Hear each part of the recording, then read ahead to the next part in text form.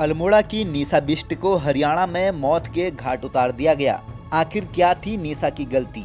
रिश्तों में लड़ाई झगड़े होना तो आम बात है, परंतु आजकल एक बेहद खतरनाक और घिनौना ट्रेंड लोगों में चल पड़ा है। वो है रिश्तों में थोड़ी खटर पटर या किसी तीसरे के आ जाने से पति पत्नी द्वारा एक दूसरे की जान ले लेना। ऐसी ही एक दुखद खबर आज हरियाणा के गुरुग्राम से सामने आ रही है, जहां पति पत्नी की घरेलू कलह में उत्तराखंड की एक युवती की जिंदगी चली गई। दरअसल घरेलू कलह से परेशान पति ने मूल रूप से अल्मोड़ा जिले की रहने वाली अपनी पत्नी की जान ले ली। बताया जा रहा है कि इस घटना से पहले दोनों मियां बीवी के बीच जमकर लड़ाई हुई थी। काफी बहस के बीच जहां पत्नी ने पति पर चिमटा दे मारा तो गुस्से से आग बबूला हुए पति ने बेलन से पत्नी पर वार कर दिया। बताया गया है कि दोनों ने 8 माह पूर्व ही लव मैरिज की थी। दोनों के बीच इंस्टाग्राम के जरिए मिलने की बात सामने आ रही है।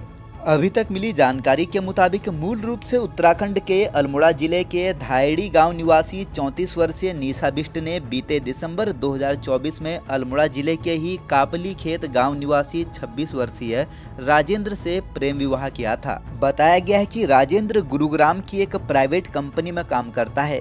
शादी के बाद दोनों पति पत्नी मानेसर के नाहरपुर कासन में किराए पर रह रहे थे। बताया गया है कि दोनों के बीच किसी बात को लेकर कहासुनी हो गई। देखते ही देखते यह बहस हाथापाई में तब्दील हो गई। निशा ने जहां अपने पति राजेंद्र पर चिमटे से हमला कर दिया, जिस पर आग बबूला हुए राजेंद्र ने बेलन से निशा के सिर पर वार कर दिया, जिससे निशा बेसुध होकर जमीन पर गिर गई, जिसमें उसके सिर पर गहरी चोट लग गई।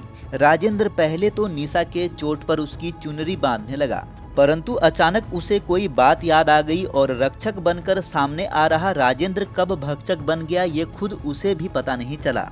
गुस्से में आकर राजेंद्र ने उसी चुनरी को निशा के गले में लपेटकर उसकी जान ले ली। इस संबंध में पड़ोसियों का कहना है कि शादी के बाद से ही दोनों के बीच आए दिन जमकर लड़ाई हो रही थी, लेकिन इस लड़ाई का अंत इतना दुखदाई होगा ये किसी ने भी सोचा नहीं था। सूचना मिलने पर मौके पर पहुंची मानेसर थाना पुलिस की टीम ने मृतका के शव को कब्जे में लेकर पोस्टमार्टम के लिए भेज दिया। मामले की जांच कर रही पुलिस को शुरुआती छानबीन में पता चला कि घटना को अंजाम देने के बाद राजेंद्र अपने भाई के घर चला गया। इतना ही नहीं बल्कि वहां से वह कंपनी में ड्यूटी करने भी गया और शिफ्ट खत्म करने के बाद अपने घर वापस लौट गया, जिसके बाद उसने अपने मकान मालिक को इस कुकृत्य की जानकारी दी। पुलिस की पूछताछ में राजेंद्र ने बताया कि घटना को अंजाम देने के बाद वह कई घंटों तक उसके शव के पास ही बैठा रहा। पुलिस ने निशा के परिजनों को घटना की जानकारी दे दी है। पुलिस का कहना है कि निशा के परिजनों की ओर से कोई तहरीर मिलने पर ही आगे की कार्रवाई की जाएगी।